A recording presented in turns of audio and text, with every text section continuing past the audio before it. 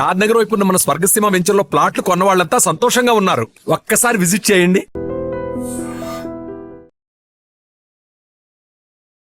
Hi hello నమస్తే, welcome back to our channel. నేను మీ వైషు.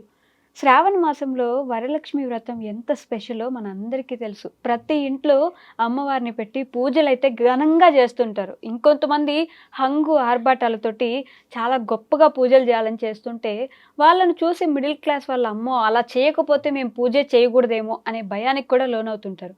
మరి వరలక్ష్మి వ్రతానికి అంతటి హంగు ఆర్భాటాలు అవసరమా? మనం ఎలా పూజ చేసుకోవాలి, అమ్మవారిని మనం ఎలా ప్రసన్నం చేసుకోవచ్చు, ఈ విషయం గురించి మాట్లాడడానికి ఈరోజు నాతో పాటు రజనీ రమ గారు, మేడంతో మాట్లాడదాం. హలో మ్యామ్, నమస్తే. నమస్తే అమ్మా.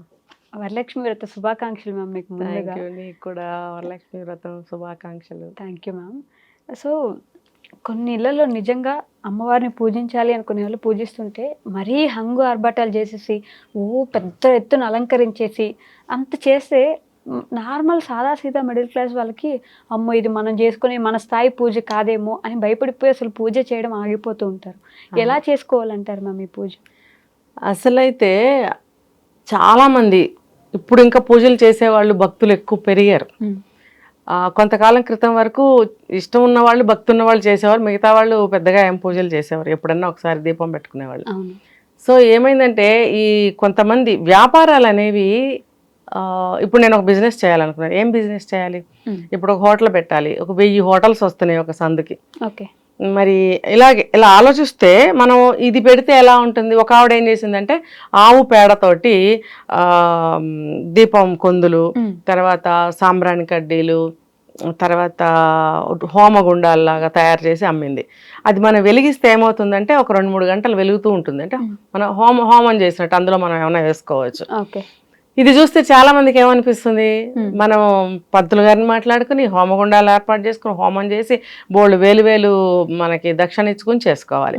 అలా కాకుండా ఇదే ఇంట్లో పెట్టుకుని అందులో 2 హవిస్లు వేసుకుని 2 మనకి వచ్చిన మంత్రాలు, దేవుణ్ణి ఏ దేవతామూర్తికి పూజ చేస్తున్నామో ఆ దేవతామూర్తికి మంత్రాలు చెప్పుకుంటే ఆ దేవతకి మనం హోమం చేసినట్టుగా ఫీలింగ్. ఓకే, నా ఆలోచన ఇలా వచ్చింది అనుకో, నేను అవి తయారు చేస్తా, మార్కెట్లో పెడతా. అవి కొత్తగా అనిపించి వెళ్ళి నువ్వు కొంటావు. కొని ఏం చేస్తావు? అది నువ్వు పూజలో పెట్టి వాడాలనే చూస్తావు. ఖచ్చితంగా అలా చేయాలంటే కొంచెం డెకరేషన్ బాగా చేసుకుని ఇవన్నీ అక్కడ పెట్టి చేయాలి. ఇలాగే ఇంకో వస్తువు, ఇలాగే ఇంకొక వస్తువు, అంటే పూజా సామాగ్రి, పూజకి సంబంధించిన ఐటమ్స్ కొన్ని వేలల్లో ఈ రోజుల్లో పుట్టుకొస్తున్నాయి. ఎస్, బాగుంది. ఇప్పుడు ఒక మన హిందూయిజం అనేది బాగా పెరుగుతుంది, భక్తి భావం పెరుగుతుంది. కలియుగంలో భక్తి పెరిగిపోతుందట. ఓకే, ఎందుకంటే పాపాలు బాగా పెరిగిపోయి మరి ఎవరిని ఆశ్రయించినా కూడా న్యాయం జరగదు. అప్పుడు భగవంతుడిని ఆశ్రయిస్తారు. భగవంతుడిని ఆశ్రయించినప్పుడు ఇలా పూజ చేస్తే బాగుంటుంది, అలా పూజ చేస్తే బాగుంటుంది, ఇలా చేస్తే కరుణిస్తాడు, ఇలా చేస్తే కరుణిస్తాడు అనే ఆలోచనలు వాళ్ళకి రావటమే కాకుండా ఇప్పుడు వెర్రెక్కించే ప్రోగ్రాంలు మనకి ఎన్నో కనిపిస్తున్నాయి బయట. ఇది వాడండి, అది వాడండి, అదేండి, ఇదేండి, ఇది ఇలా దొరుకుతుంది, ఇది బల్క్లో దొరుకుతుంది, మీరు ఇలా తీసుకుంటే హోల్సేల్లో మీకు మొత్తం సెట్ దొరుకుతుంది. ఇలా అనటం వల్ల అవన్నీ పెట్టి చేస్తే మనకి బాగా కోరికలు నెరవేరుతాయి, కష్టాలు గట్టెక్కుతాయని కొంతమంది అమాయకులు ఉంటారు. డబ్బున్న అమాయకులు ఉంటారు, డబ్బు లేని అమాయకులు ఉంటారు. ఇందాక నువ్వు చెప్పినట్టు డబ్బు లేని వాళ్ళు కూడా ఇలా చేయకపోతే అమ్మవారు కరుణించదేమో అని అనుకుంటారని చెప్పి ఎలాగోలా డబ్బులు అన్నీ కూడబెట్టుకుని వెళ్ళి తెచ్చుకుంటారు. పూజ చేయటం అంత మనసు నిండుగా భక్తి ఉండటం అనేది చాలా మంచిది. అయితే చిన్న 2-3 పూల చెట్లు మీరు కుండీలు పెట్టుకున్నా కూడా అన్ని పూలు వస్తాయి రోజు. ఆ పువ్వులతోటి, ఆ పసుపు కుంకంతోటి సింపుల్గా చేసిన అమ్మవారు ఏమనదు. కానీ ఇన్ని తీసుకొచ్చారనుకోండి, మీకు మీ భర్తలకి గొడవలు వస్తాయి. ఆయన అంత ఖర్చు పెట్టగలుగుతాడు లేదు. మళ్ళీ మీరు అవన్నీ కొనాలంటే అవి ఎక్కడో ఉంటాయి, ఎక్కడ పడితే అక్కడ దొరకవు అనుకుందాం.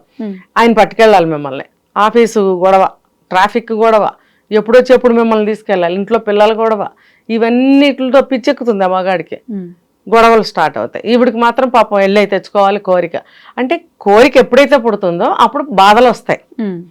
ఇప్పుడు ఇవన్నీ తీసుకొచ్చి చేయాలి. ఇంకో అమ్మవారిని ఒక పెద్ద బిందె మీద ఇనప ఇవన్నీ పెట్టేసి భుజాలకి హ్యాంగర్స్ పెట్టేసి ఒక పెద్ద 7 అడుగుల ఏమంటారు 7 మీటర్ల చీర ఒకటి పట్టుకొచ్చి ఇంత చిన్న విగ్రహానికి కట్టాలని చూస్తారు. అదంతా చేస్తే కింద బిందె ఉంటుంది, తర్వాత దాని మీద కొబ్బరికాయ కలసం పెడతారు, వెనకాల హ్యాంగర్ లాగా ఇట్లా పెడతారు, పైనేమో వెండి ముఖాన్ని తగిలిస్తారు, చీర కట్టేస్తే అమ్మవారి స్వరూపం వచ్చేస్తుంది. దానికి దూదితో కుట్టినటువంటి చేతులు కాళ్ళు పెడతారు. అవైతే ఎటు పడితే అటు వంగుతాయి.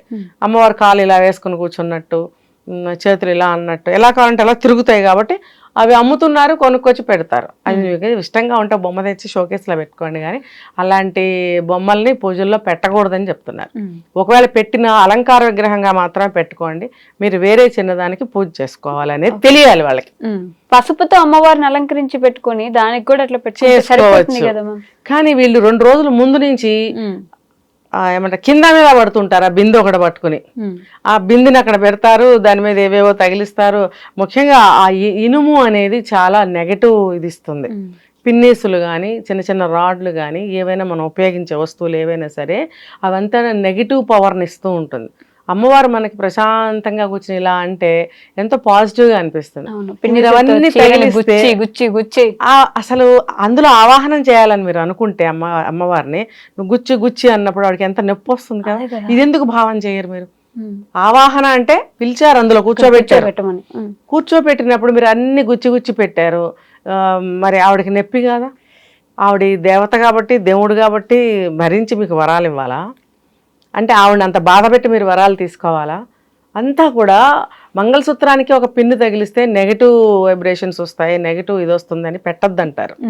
మరి అలాంటిది ఒక అమ్మవారిని మీరు సాక్షాత్తు ఆవాహనం చేస్తున్నప్పుడు ఇవన్నీ పెట్టచ్చా? ఈ భుజాల్లాగా ఐరన్ ఏదో హ్యాంగర్స్ పెడతారు, చీర ఎలా వెయ్యాలి, కొంగులు ఇలా తీసుకురావాలి. ఓకే, మన బొమ్మలాట ఆడుకున్నట్టుగా పూజ చేయకూడదు. ఏదో చిన్నగా అలంకారం చేసుకోండి. అంత ఘోరాతి ఘోరమైన అలంకారాలు మనం యూట్యూబ్లో చూస్తున్నాం, అవన్నీ అవసరం లేదు అంటే చాలా మంది చెప్పున్నారు. నేను కూడా చెప్తున్నా. సో అలాంటి అలంకరణలు రబ్బర్ బొమ్మలు, ప్లాస్టిక్ బొమ్మలు, ఇంకో బొమ్మలు తెస్తే మీకు నచ్చితే షోకేస్లో పెట్టుకోండి, బాగుంటాయి. చాలా ముద్దుగా చాలా బాగా అందంగా తయారు చేస్తారు. కొనేసి పూజ చేసేయాలనిపిస్తుంది, తెచ్చుకోండి. కానీ చక్కగా మీరు పూజలో షోకేస్లో పెట్టుకోండి, బాగుంటుంది. మీరు కలశం ఉంటే కలశం పెట్టుకోండి, లేదా ఒక చిన్న అమ్మవారి విగ్రహం ఏదైనా ఇత్తడిదైనా పర్వాలేదు, లేకపోతే వెండిదైనా పర్వాలేదు, మీ తాతను బట్టి, లేదంటే ఫోటో ఉంటే ఫోటో పెట్టుకోండి. కలశం అయితే ఇంకా మంచిది. దాంట్లో ఒక ఆవాహనం చేస్తారు, అలా చేసుకో నీళ్లు పోసి చేస్తారా. ఆ నీళ్ళని తర్వాత పూజ అయిన తర్వాత ఇల్లంతా చల్లుతారు. అమ్మవారు కూర్చుంది, ఆ వాటర్కి చాలా పవిత్రమైనటువంటి మహిమ కలిగి ఉంటాయి ఆ వాటర్. దాన్ని ఇల్లంతా చల్లుతారు, మనము చల్లుకుంటాం. చక్కగా మనం ప్రశాంతంగా కూర్చొని ఈ డెకరేషన్లు, అలంకారాలు అంతా లేకపోతే మనకి ఎంత టైం మిగులుతుంది. అవును, అంత టైంని మీరు అమ్మవారు స్తోత్రప్రియురాలు అంటారు, ఆవిడకి స్తుతించాలి. ముఖ్యంగా కలియుగంలో ఏదేముండైనా స్తుతించాలంటారు. ముఖ్యంగా అమ్మవారు స్తోత్రప్రియురాలు. సో అమ్మవారికి స్తోత్రం చేయండి, స్తుతించండి, కావాలంటే జపం చేసుకోండి. మీకు ఇంకా టైం ఉంటే 4 రకాల మంత్రాలు చదువుకోండి. స్వచ్ఛమైన పువ్వులు ఉంటే పువ్వులతో చేయండి. కుంకుమ ఉంటే చక్కగా ఒక పక్కన చిన్న దాంట్లో కుంకుమ పూజ చేసుకోండి. నిజంగా అమ్మవారు ఇలా చేసుకుంటేనే మీకు వరాలు బాగా వస్తాయి. అంత ఒకళ్ళని చూసి ఒకళ్ళు పోటీకి పోయి అవన్నీ తీసుకొచ్చి ఇల్లు గొల్ల చేసుకుని టైం వేస్ట్ చేసుకుని సమయానికి ఇంట్లో వంటల పెంటలు లేకుండా గోలగోల చేసుకుని 2-3 రోజులు ఊరికే డెకరేషన్లు చేసేసుకుని ఇంత అవసరం ఏమీ లేదు. కుదిరినంత నైవేద్యం పెట్టుకోండి అంతే. నైవేద్యం ఏమీ లేకపోతే పాలు పంచదార పెట్టుకున్నా శ్రావణ శుక్రవారం నాడు అమ్మవారు ఏమీ అనదు.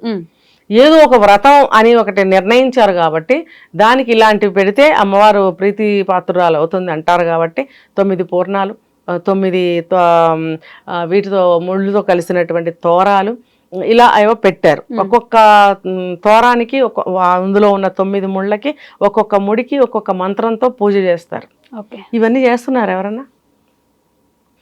9 ముళ్ళు ఉంటాయి, 9 ముళ్ళు కనపడవు మనకి, మొత్తం పూలే ఉంటాయి. అవును, పువ్వులు అవసరం లేదు. మధ్యలో ఒక తమలపాకు, ఒక పువ్వు కట్టండి. ఇటు 4 ముళ్ళు ఉంటాయి, ఇటు 4 ముళ్ళు ఉంటాయి. ఉన్నప్పుడు ఆ 8 వదిలేసి మధ్య ముడి ఏదైతే వస్తుందో దానికి ఒక తమలపాకు, ఒక పువ్వు చక్కగా ముడేయండి. అది 9వ ముడి కింద యాడ్ అవుతుంది. సరే, మొత్తం 9 ముళ్ళు. సో ఆ తోరాన్ని ఒకటి అమ్మవారికి సమర్పించండి, ఒకటి పక్కన పెట్టుకోండి ఎవరికైనా వాయనం ఇవ్వటానికి. ఇంకా మీరు 10 మందికి ఇచ్చుకోవాలనుకుంటే 10 తోరాలు తయారు చేసుకోవచ్చు, అది మీ ఓపిక. ఇలాంటి వాటికి మీరు టైం ఎంతైనా తీసుకోండి. అనవసరమైన డెకరేషన్స్కి ఎందుకు? పసుపు గౌరమ్మం చేసుకోవటం, పసుపు వినాయకుడిని తయారు చేసుకోవడం, ఒత్తులు, పువ్వులు చక్క స్వచ్ఛంగా న్యాచురల్ వస్తువులతో పూజ చేసుకోవడానికి ట్రై చేయటం లేదు. పువ్వులు కొంటే కిలోలు మన తామర పూలతో చేసామంటే మేము ఆ లిల్లీలతో చేసాం. మేము ఇవాళ తోటలో నుంచి తీసుకొచ్చిన మల్లెపూలు ఆర్డర్ ఇచ్చాం, అక్కడి నుంచి వచ్చినాయి. ఈ గొప్పతనాలన్నీ అవసరం లేదు. ఎగ్జాక్ట్. ఏ పువ్వు పెట్టినా, గడ్డి పువ్వు పెట్టినా, నువ్వు తోటలో నుంచి అప్పటికప్పుడు తెప్పించిన పువ్వు పెట్టినా అమ్మవారు ప్రసన్నురాలే అవుతుంది. అంటే నీ స్టేటస్ తెలియజేసుకోవటం కోసం, నీకున్న ఇన్ఫ్లుయెన్స్ తెలియజేసుకోవటం కోసం నువ్వు చెప్తావు అందరికి. అవతల వాళ్ళకి ఉడుకుతూ ఉంటారు లోపల, మాకు దొరకలేదే అని. పోనీ వాళ్ళకి దొరకలేదని 4 పూలు ఇస్తారా? చచ్చినా ఎవరు. అంటే ఈ అంతరాలు ఎందుకు చూపించుకోవాలి మనం? దేవుడు అందరికీ దేవుడే కాబట్టి ఇలాంటి వాటికి వెళ్ళకండి. ఇంకా చెప్పాలంటే ఇంకా చాలా ఉన్నాయన్నమాట. చక్కగా ఒక తోరం నేను చెప్పినట్టు చేసుకోండి. కలసం ఉన్న వాళ్ళు కలసం పెట్టుకోండి, లేదా ఒక ఫోటో చిన్న విగ్రహం పెట్టుకోండి. చక్కగా షోడశోపచారాలు చేసుకోండి.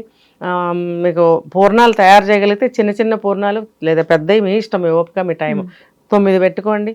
ఇంకా మిగతా పిండి వంటలు అంటారా మీ ఇష్టం. చలిమిడి, వడపప్పు, పానకము, ఒక కొబ్బరికాయ, తర్వాత 9 పూర్ణాలు, ఒక తోరము, ఇవి ఇంపార్టెంట్ ఆ పూజకి.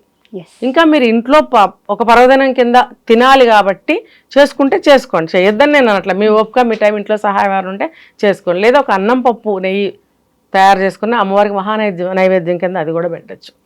కాబట్టి ఈ ఎకశకాలు, ఈ హంగులు, ఆర్భాటాలు ఒళ్ళు హోనం అవడానికే తప్ప, సమాజంలో అప్ అండ్ డౌన్స్ మనం చూపించుకోవడమే తప్ప మన పరువు మనం పోగొట్టుకోవడమే. బాగా ఉన్న వాళ్ళ ముందు లేని వాళ్ళు వెళ్ళి పాప మేము చేస్తున్నాము కానీ చేయలేకపోతున్నాము అని మనకి మనం డౌన్ చేసుకోవడం అవసరమా?